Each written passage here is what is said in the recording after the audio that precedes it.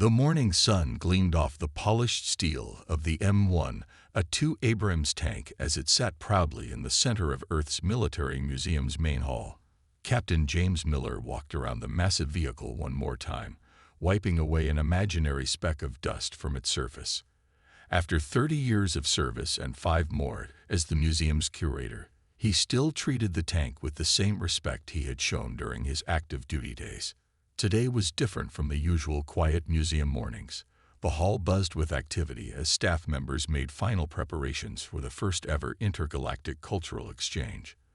Representatives from the Stellar Confederation would be arriving soon to showcase their advanced military technology and observe Earth's military history. "Everything ready, Captain?" asked Tom Wilson, the museum's head of maintenance. His massive frame cast a shadow over the smaller artifacts nearby. "As ready as it'll ever be, Tom," Miller replied, patting the tank's sturdy armor. "Though I doubt our visitors will be impressed by what they'll probably see as ancient history." Right on cue, the museum's glass doors slid open. A group of tall, gray-skinned aliens walked in, their silvery uniforms reflecting the morning light. Ambassador Gray led the delegation, his elongated head held high as his 4 eyes scanned the exhibition hall. "Welcome to Earth's Military Museum," Miller said, stepping forward with an outstretched hand. The ambassador stared at it for a moment before remembering the human greeting custom and awkwardly shook it. "Captain Miller," the ambassador's translator device crackled. "We appreciate the invitation, though we expected to see your current military technology, not just historical artifacts." Miller smiled politely. "This exhibition showcases the evolution of Earth's military capabilities. Each piece here tells a story of human ingenuity and determination." The alien delegation moved through the hall, occasionally stopping to examine various displays. Their expressions, as far as humans could read alien faces, showed a mix of curiosity and barely hidden amusement. But when they reached the Abrams tank, Ambassador Gray couldn't contain himself anymore. "You still keep this ground-bound box as a centerpiece?"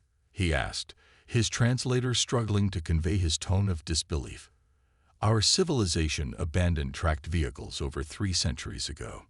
The M1 A2 Abrams remains one of humanity's most successful tank designs," Miller explained calmly.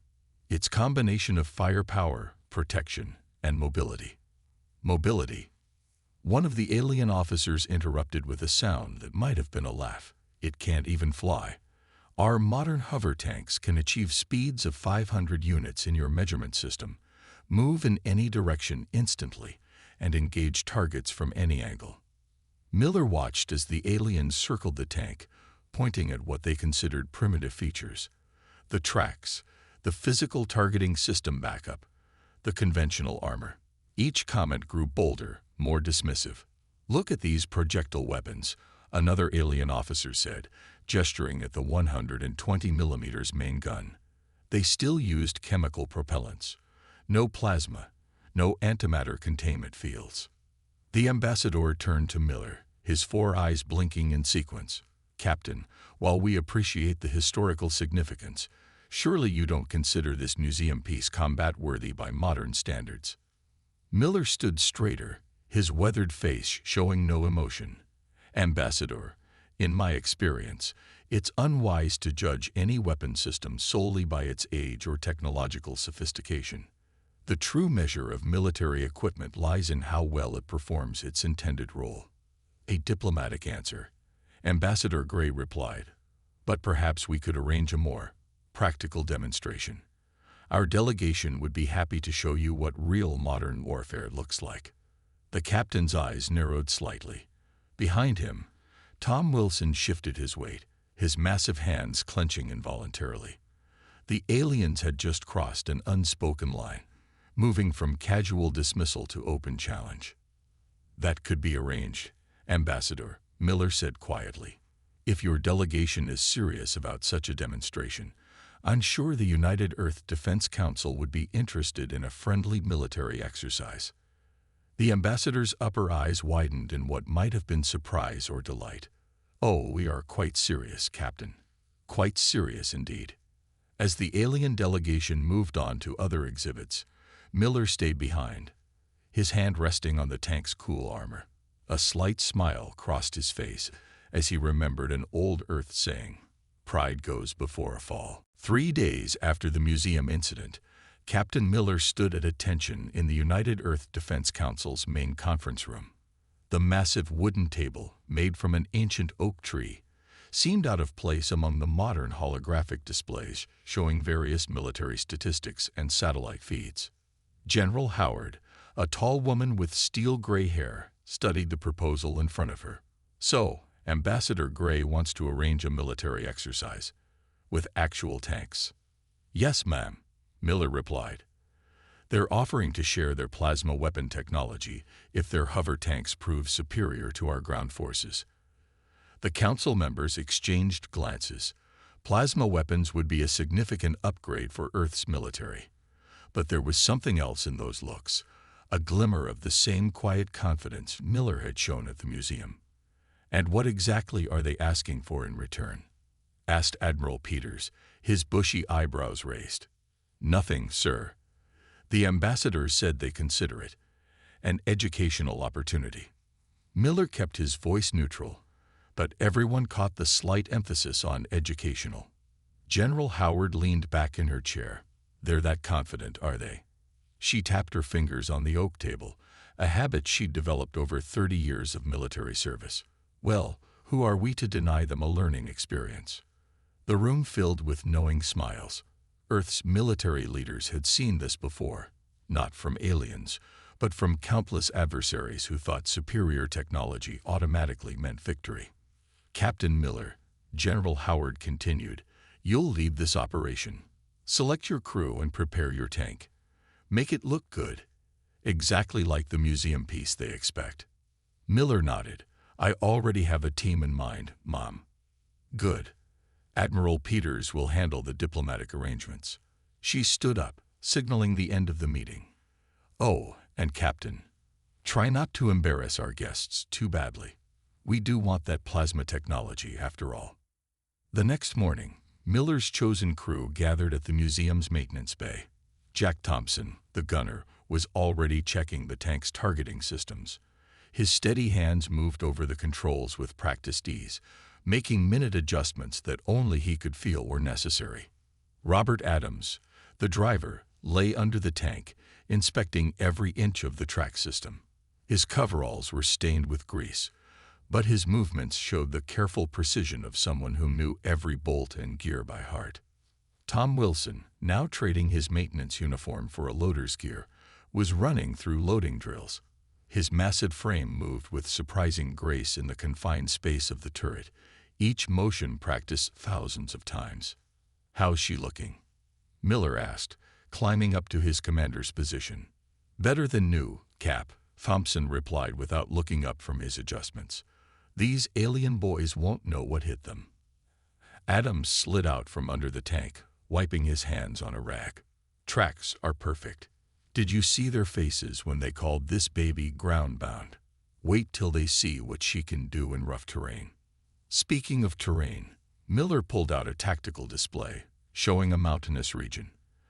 The aliens chose the location, Rocky Mountain Combat Zone. Wilson's deep laugh echoed in the maintenance bay. "They think the mountains will give their hover tanks an advantage. Bet they've never heard of hull-down positions." The crew gathered around the display, studying the terrain.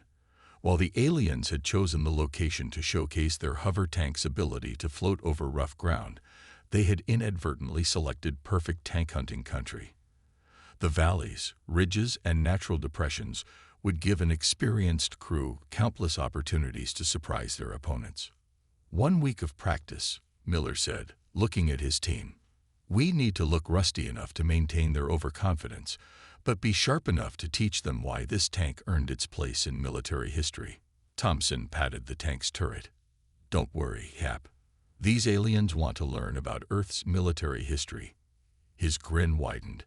"We'll give them a lesson they'll never forget." As the crew began their preparations, the museum's security cameras caught Ambassador Gray watching from a distance, his four eyes blinking in sequence as he observed what he thought was a hopeless effort to make an obsolete weapon combat-ready.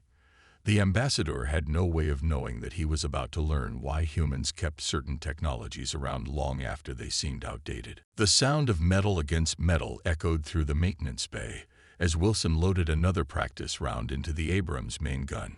5 days had passed since the challenge was accepted, and the crew worked tirelessly to prepare their museum piece for combat.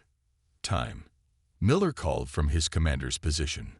4.2 seconds, Thompson answered, checking his stopwatch. That's faster than our old competition record, Tom. Wilson grinned, his massive shoulders rolling to work out the tension. Still got it, but we need to slow it down a bit when the aliens are watching. Can't have them getting suspicious. The crew had developed a careful strategy. During official practice sessions, when alien observers were present, they deliberately made small mistakes. Thompson would take an extra second to acquire targets. Adams would let the tracks slip slightly during turns. Wilson would fumble with the shells just enough to look rusty. But now, in the privacy of their close practice, they worked at peak efficiency. The Abrams roared to life under Adams' touch, its engine purring like a well-tuned instrument. "Check out what I did to the tracks," Adams said, pointing to seemingly worn-out sections. "Added some cosmetic rust. Looks old and beaten up, but underneath." He knocked on the metal with a wrench. "Perfect condition." Miller nodded approvingly. The aliens' overconfidence was their greatest advantage, and every detail helped maintain that illusion. Thompson emerged from the turret, holding a strange device. Latest intel on their hover tank sensor systems. They rely heavily on magnetic field detection for targeting. He patted a modified panel on the tank side. "So I installed these old-school disruption plates we used back in the day. Nothing fancy enough to trigger their tech scanners, but just enough to blur their targeting." "Speaking of sensors," Miller said, unrolling a paper map on a nearby workbench. The crew gathered around, surprised to see the physical map instead of a digital display. "This is why we're going old school with navigation. The Rocky Mountain Combat Zone has natural magnetic deposits that play havoc with advanced targeting systems. Their hover tanks will be partially blind, but we won't need to rely on anything but our eyes and basic instruments." A soft chime interrupted their discussion. The maintenance bay's door slid open, revealing Ambassador Gray and 2 alien officers. The crew quickly scattered to look busy with basic maintenance tasks. "Captain Miller," the ambassador's translator crackled. "I hope we're not interrupting anything important." "Not at all, Ambassador," Miller replied, casually draping a cloth over the paper map. "Just routine maintenance."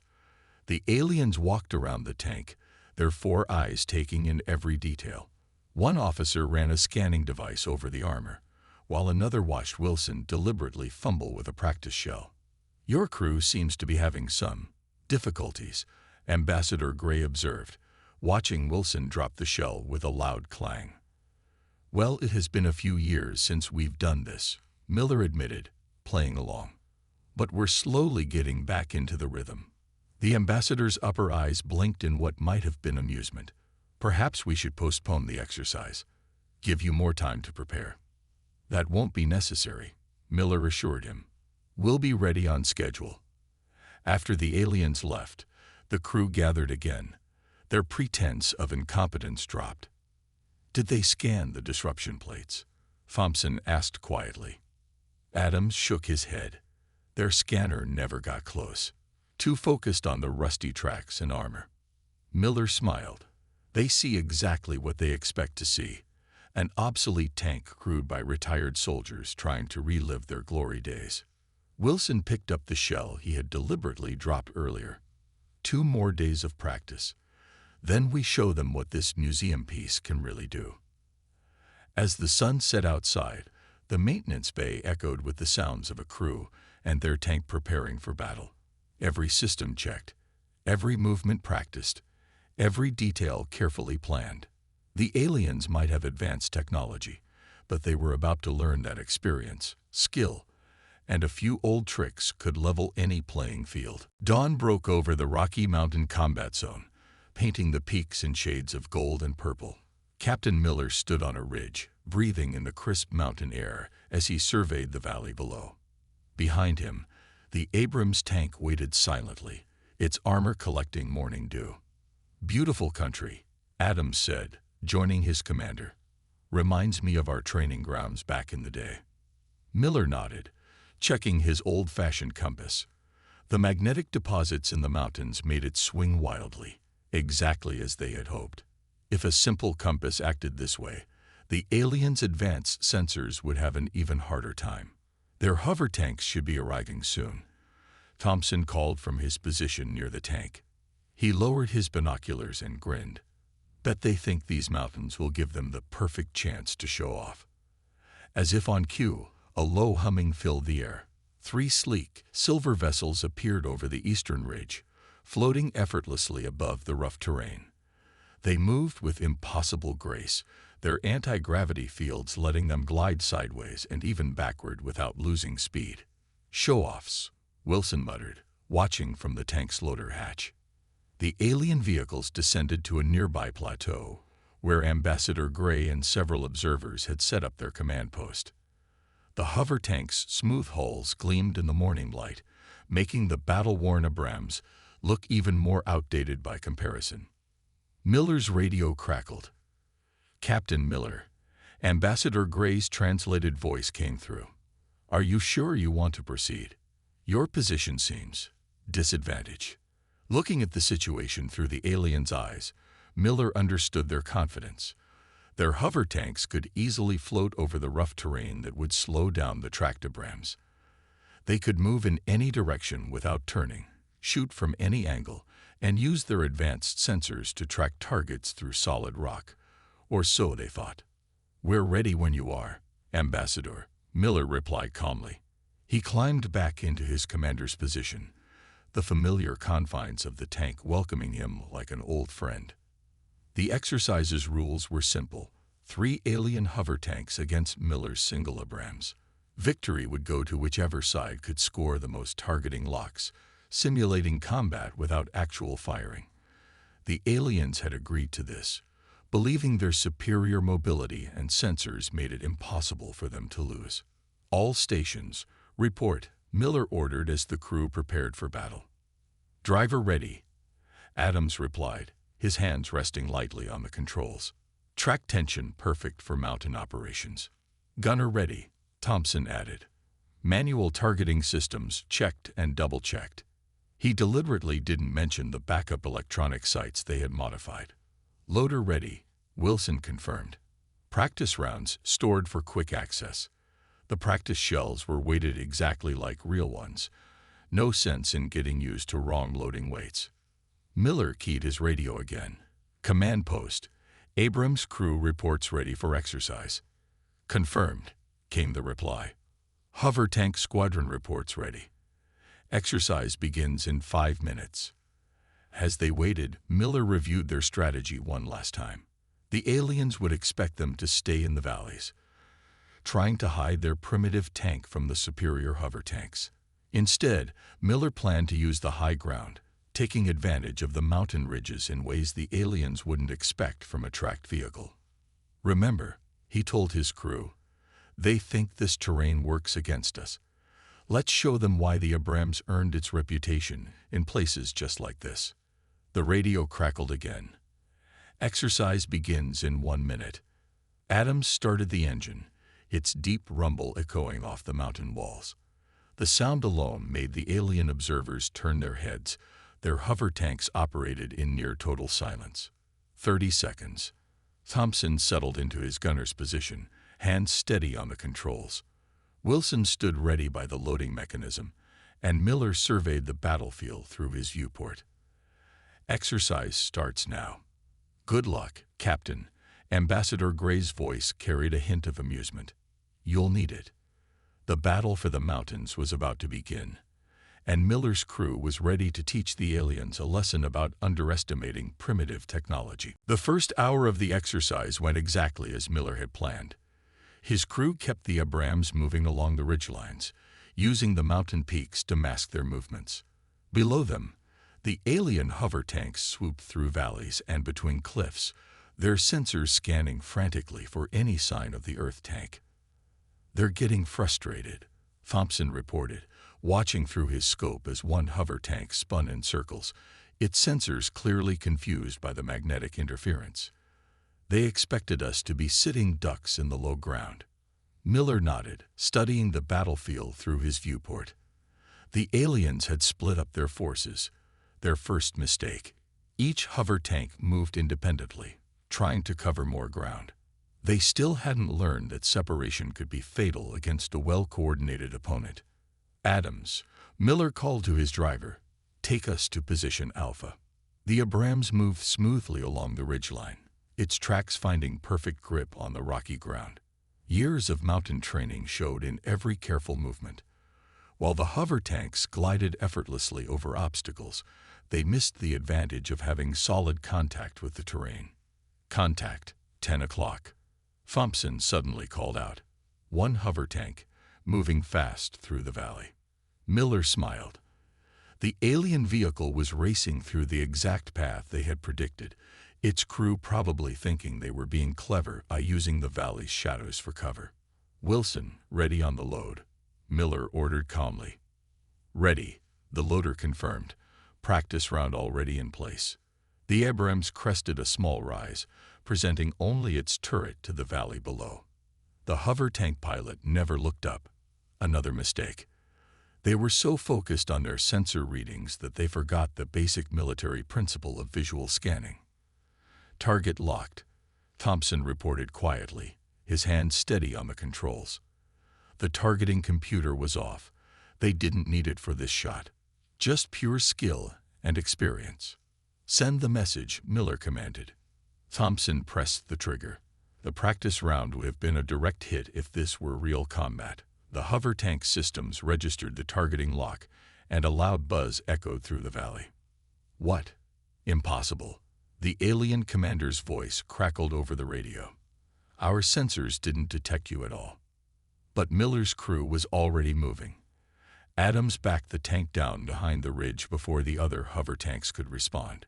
The Abrams disappeared from view just as two alien vehicles rushed to their companion's aid.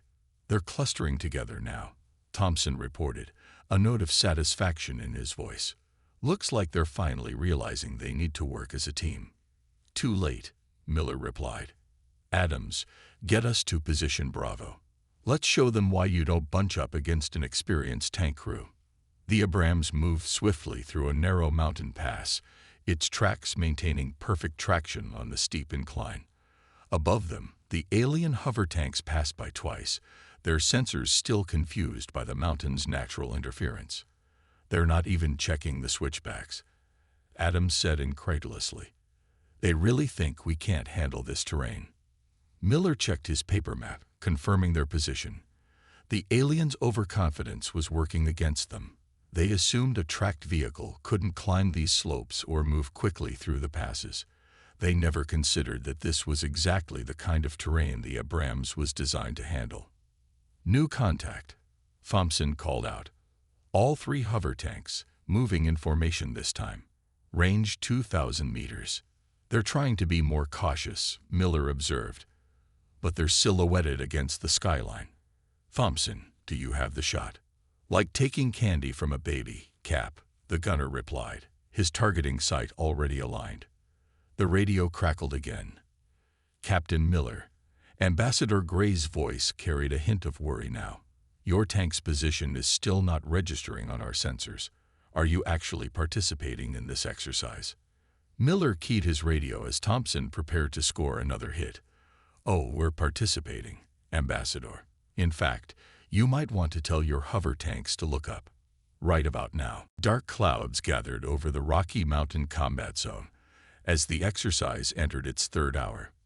Miller's crew had already scored 4 targeting locks against the alien hover tanks, while remaining untouched themselves. But the real challenge was about to begin. "Weather alert from command post," Miller announced to his crew. "Mountain storm approaching. Fast." Thompson looked up from his gunner sight. Bet those hover tanks have never dealt with anything like a Rocky Mountain thunderstorm. He was right. The first powerful wind gusts hit the battlefield like invisible hammers. The alien vehicles, despite their advanced technology, swayed dangerously in the air. Their anti-gravity systems struggled to compensate for the unpredictable mountain winds. "This is Commander Bright of Hover Squadron," the radio crackled with the alien leader's translated voice, requesting pause and exercise due to weather conditions. Miller keyed his radio. "Denied, Commander. Weather is part of combat conditions." He switched to his crew channel. "Adams, take us to the high ridge. They'll be forced to lower their altitude in this wind." The Abrams moved steadily through the worsening storm, its heavy weight and tracks keeping it stable on the mountain roads. Rain began to fall, first as scattered drops, then in sheets that reduced visibility to mere meters. "Their sensors must be going crazy," Wilson said as he prepared another practice round. "Rain, wind, magnetic interference. They're flying blind up there." Miller watched through his viewport as one hover tank nearly crashed into a cliff face, its pilot obviously struggling with the conditions. The alien vehicles were now flying just meters above the ground, trying to stay stable in the fierce wind. "Target spotted," Thompson called out. "One hover tank at 2 o'clock, using the road we just left. They're following our tracks in the mud." "Amateur move," Miller commented. "Adams, position us behind that rock outcrop. Thompson, hold your fire until they pass by." The Abrams settled into position, its mud-covered armor blending perfectly with the wet rocks. The alien hover tank glided past their position, its crew focused on following the track marks ahead of them. "Now," Miller ordered. Thompson's targeting system locked onto the hover tank side. In real combat, it would have been a killing shot. The alien vehicle's warning systems blared, signaling another successful hit for the human crew. "This is impossible." The alien commander's frustrated voice filled the radio. "How are you targeting us in these conditions?" Miller allowed himself a small smile. "We're using an ancient human technique, Commander. It's called looking with our eyes." Through the storm, they could hear the ambassador's translated laughter on the command channel. "Well played, Captain, but you still face 3 hover tanks with superior technology." "Do we?" Miller asked innocently. "Thompson, what's our score so far?" 5 confirmed targeting locks against 0 returns. Thompson replied loud enough for his voice to carry over the radio. "Looks like superior technology isn't working out so well in real combat conditions." The storm intensified, thunder rolling across the mountains. The remaining hover tanks had grouped together near the valley floor, their crews clearly uncomfortable with the weather situation. "They're running active sensors at full power," Thompson reported, "burning through their energy reserves trying to see through this storm." Miller nodded. This was exactly what they had trained for. While the aliens relied on their advanced technology, his crew used basic skills: terrain reading, weather knowledge, and pure experience. One last lesson, Miller decided. "Adams, take us to the ridgeline. Wilson, load the special round." Wilson grinned as he loaded a practice round they had modified to create a larger sensor signature. When fired, it would appear to the alien systems as if multiple tanks were attacking at once. "Ready when you are, Cap," Thompson said, his targeting sight already aligned despite the rain and wind. Through the storm, Miller could see the alien hover tanks clustering together, their crews desperately trying to maintain formation in the powerful winds. They had forgotten the first rule of tank warfare: never bunch up your forces against an experienced opponent. "Let's show them why Earth still keeps these museum pieces battle-ready," Miller said. "All stations, prepare for final engagement." Lightning split the sky as Miller's crew launched their final attack. The modified practice round soared through the rain, its special signature making it appear like a full platoon of tanks on the alien sensors. "Multiple targets," one of the alien commanders shouted over the radio. "Ground forces approaching from all directions." The hover tanks scattered in panic, their formation breaking apart. In their confusion, they forgot about the real threat, the single Abrams watching from above. Like watching chickens when a fox enters the coop, Wilson commented as he loaded another round. Thompson's targeting system locked onto each hover tank in quick succession. 3 more confirmed hits in less than 30 seconds. The exercise's scoring system couldn't keep up with the pace of successful locks. "This is Ambassador Gray," the command channel crackled. "Captain Miller, how many tanks do you actually have up there?" "Just one, Ambassador," Miller replied calmly. "The same museum piece you saw at the exhibition." "Thompson, what's our final score?" 8 confirmed targeting locks to 0, Cap," the gunner announced proudly. "Would have been 9, but I think that last one was overkill." The storm began to ease, as if nature itself knew the battle was over. Through breaks in the clouds, sunlight illuminated the valley where the 3 hover tanks had landed, their crews finally admitting defeat. "Exercise complete," the range control officer announced. "Earth forces are the clear victor."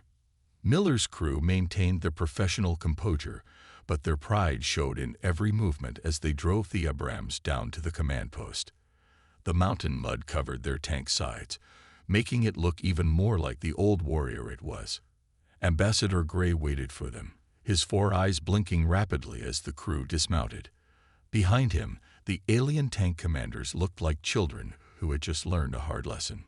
Captain Miller, the ambassador's translator, struggled to convey his mix of emotions. "I believe we owe you and your crew an apology, and perhaps an explanation of how you achieved this victory." Miller patted the Abrams' mud-covered side. "The explanation is simple, Ambassador. You looked at this tank and saw old technology. What you should have seen was generations of combat experience, refined and perfected." He gestured to his crew. "Adams knows every sound this engine makes, every way the tracks grip different terrain. Thompson can hit targets using basic optics that your sensors can't even detect. Wilson can load and ready the gun faster by hand than most automated systems. But your hover tanks are clearly more advanced," one of the alien commanders protested. "They can move in any direction, fly over obstacles. And that's exactly why you lost." Miller interrupted gently. "You relied completely on technology. When the storm disrupted your sensors and stabilizers, you had no backup skills to fall back on. We used the weather, terrain, and our experience to overcome your technological advantage." Ambassador Gray was silent for a long moment.